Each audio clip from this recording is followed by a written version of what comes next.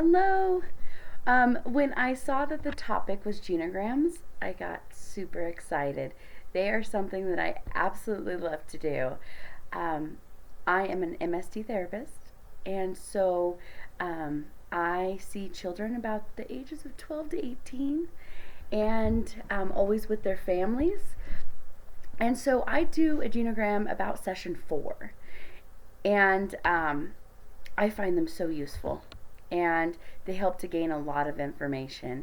I wouldn't suggest doing it on session 1 or even session 2 because a genogram is something that you need to have rapport for or you're going to get a really weak one with not much information. But if you have that rapport built, the family's going to feed you information and be comfortable just flowing and talking, and it just comes really organically.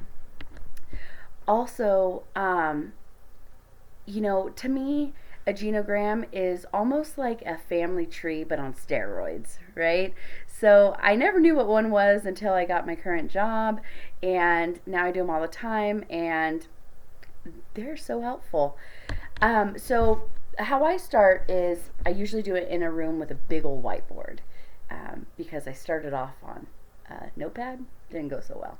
I ended up having to use like 3 notepads, and it took a while to understand like where to put the circles and the squares to start off with. So what I learned, what works is to ask the family ahead of time. How many past relationships have you had that were important to you, so I know how much space to put on the board, and then how many children do you have, so that I know how much space this way to go, and it just gives me an idea how I'm going to work the board. And then I start off by saying, all right, so ladies first. So I'm going to start with the woman. Women are going to be circles, men are going to be squares, and I start with the family, the mom and dad usually, or the mom and mom, depending on however the family's made up. I start with the 2 parents, and then I drop down to the children, and then I go up for the grandparents and so on, and then the relationships I go out. I find this useful for the family so that they can see, especially if there's a divorce, the different sides of the family.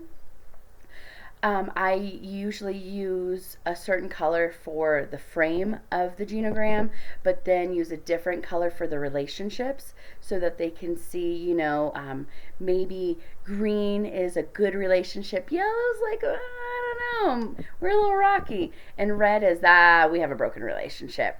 And I use these colors because it's a good visual for families that might not understand the genogram language.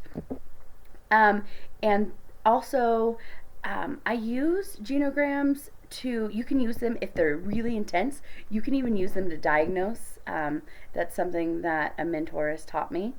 You can also use them to see past issues such as domestic violence or medical issues that have ran in throughout the family, or I usually do mental health issues, domestic violence, substance abuse, criminal charges.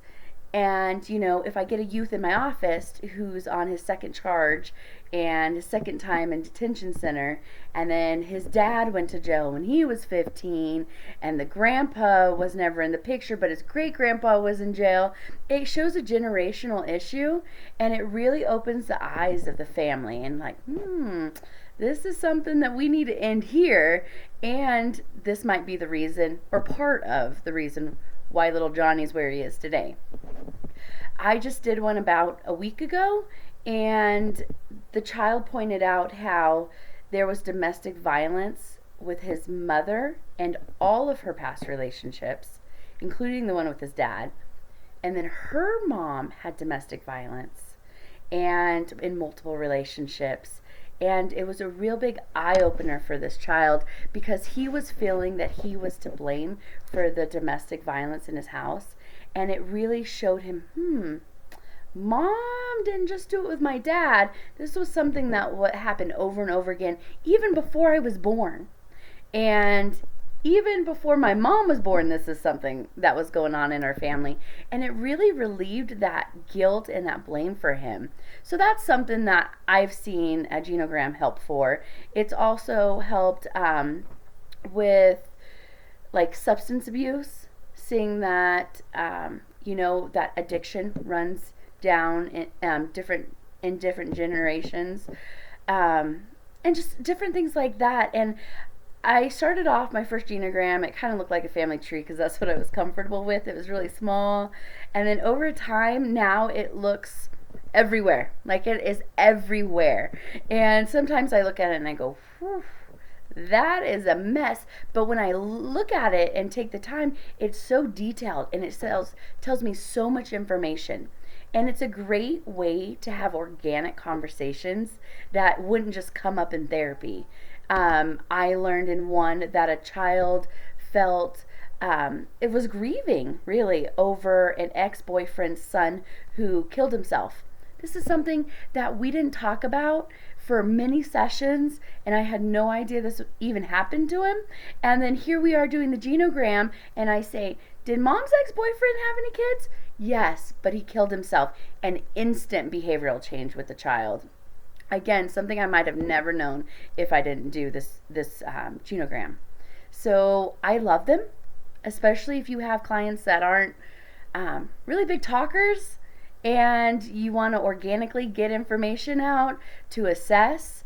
So yeah, something I love. They're great. I hope you guys had as much fun making one as I do and that I did. So yeah, happy Valentine's Day. Bye.